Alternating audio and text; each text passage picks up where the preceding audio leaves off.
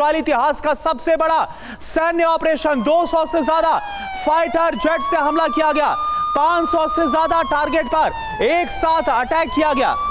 तो यह आपको बता दें कि इजरायल के इतिहास का यह सबसे बड़ा अभी तक का सैन्य ऑपरेशन, और यह कहा भी जा रहा था क्योंकि जिस तरह की हैवी डिप्लॉयमेंट की गई थी, इतिहास की सबसे बड़ी डिप्लॉयमेंट की गई थी ईरान के खिलाफ, उसके बाद यह ऑपरेशन अंजाम दिया गया। 200 से ज्यादा फाइटर जेट का इस्तेमाल किया गया।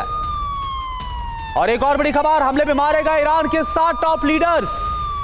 आईडीएफ ने जारी की है टॉप लीडर्स की लिस्ट। आईआरजीसी ग्राउंड फोर्सेस के कमांडर की मौत। और एक और बड़ी खबर, कुवैत में अमेरिकी बेस पर बड़े हमले का दावा। ईरान ने 4 मिसाइल से हमले का दावा किया है। अमेरिकी बेस पर 12 ड्रोन भी दागे हैं ईरान ने। हमले में कई अमेरिकी सैनिक मारे गए, यह ईरान की तरफ से कहा गया है। यानी कल ही हमने देखा था कि अमेरिकी राष्ट्रपति डोनाल्ड ट्रंप खुद ये मान रहे थे कि कई अमेरिकी भी इसमें मारे जाएंगे। तो क्या अब वही हो रहा है? क्या जो बॉडी बैग्स हैं वो अमेरिका वापस जाएंगे, और किसको लेकर अमेरिका में क्या होता है यह भी देखना होगा।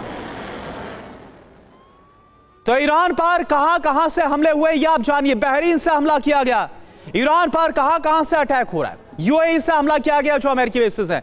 एयरक्राफ्ट कैरियर जो तैनात किए गए वहां से भी हमला किया गया, और कतर से हमले को अंजाम दिया गया। इस तरह से चौतरफा ईरान के ऊपर हमला किया गया ताकि बच पाने का कोई भी जो मौका है वो ईरान के पास ना हो। मुकेश कौशिक सर, मैं आपसे एक बात जानना चाहता हूं।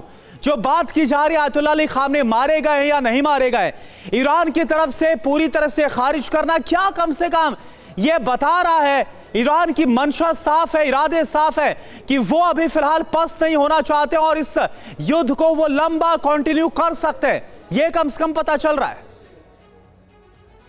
किसी भी खंडन इस बात का ये गवाही है, क्योंकि खुद आयतुल्लाह खुमैनी तो मैदान में आकर नहीं लड़ते हैं। किसी देश के लड़ने की क्षमता ही उसकी सुप्रीम लीडरशिप का प्रतीक होती है। अगर ये टाइगर तब तक जिंदा है, खमेनी तब तक जिंदा है तब जब तक ईरान के लड़ने की ताकत जिंदा है, अमेरिका को पलटवार देने की ताकत जिंदा है, और उसके जो पीछे खड़े हुए देश हैं, चाहे वो रशिया हो या चीन हो, उनका सहारा, उनका समर्थन उसको जिंदा है।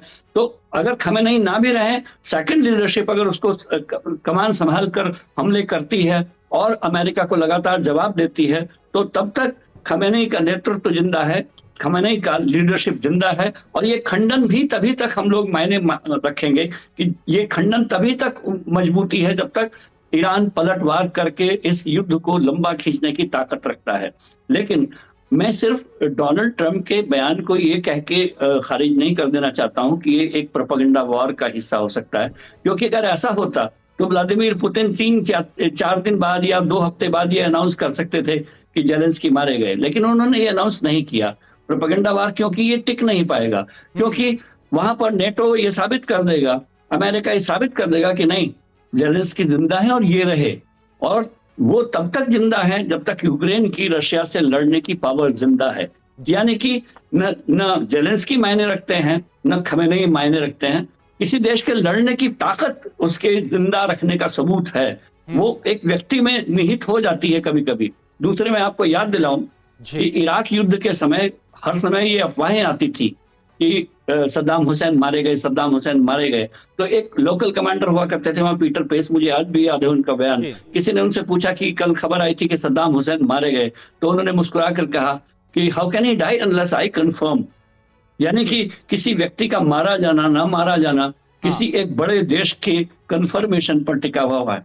मैं इस और वो उस समय पीटर पेस हुआ करते थे। मैं अब डोनाल्ड ट्रंप के मुंह से आया हुआ बयान है कि हमने खमेनी को मार गिराया।